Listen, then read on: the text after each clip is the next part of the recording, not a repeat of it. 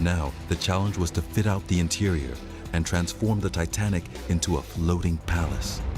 No expense was to be spared in making her the most luxurious liner ever built.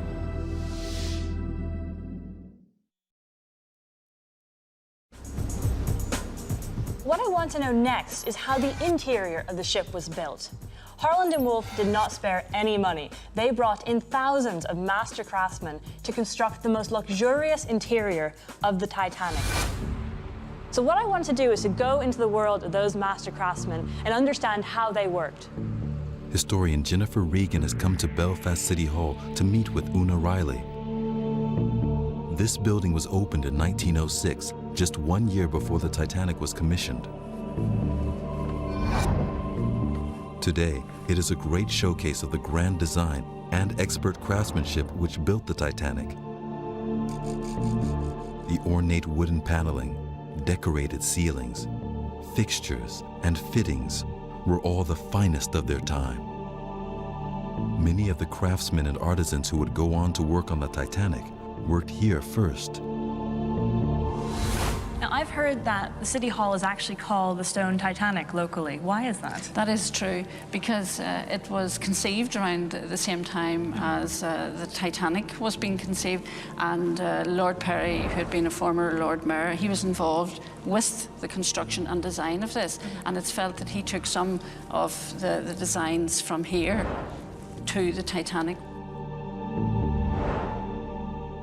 What I love about this room is all the period detailing, because it was built just 6 years before the Titanic. So it's really the same kind of period in design. And there's so much detail in the ceiling, in all this cornicing, in these columns. We've got the stained glass windows. They're beautiful. Absolutely. I mean, they didn't do things by half in Belfast at the beginning of the 20th century. Everything was done to the best, to the highest, to the best specification, just like Titanic.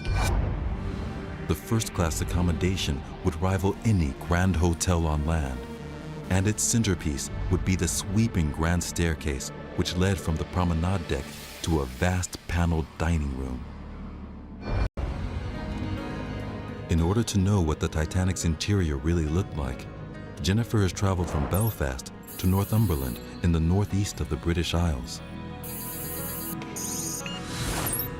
Here in the ancient town of Alnwick, she has uncovered an exact copy of the Titanic's first-class dining room.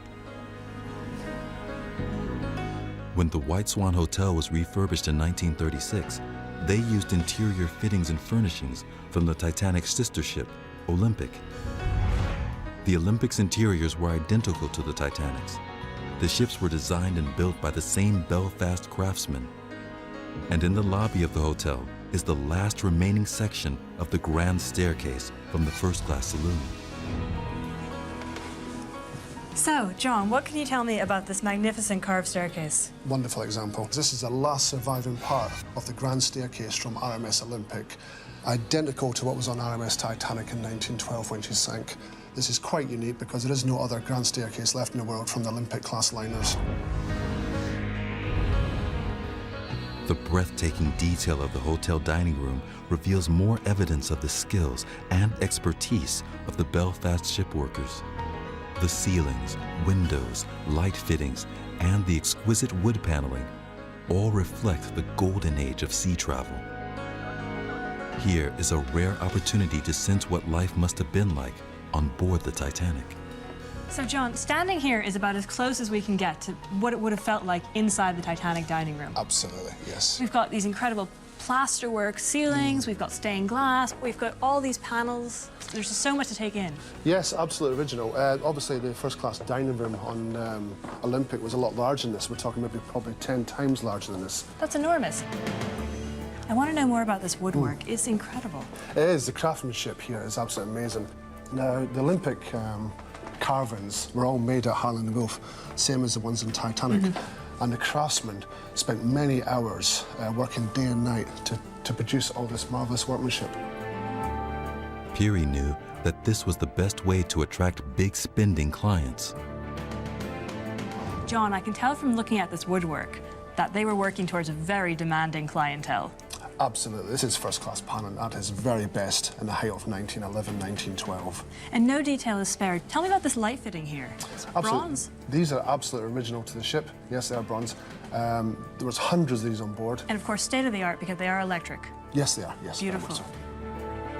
Every detail of the room is themed, a clue to its function. I'll bring this to your attention.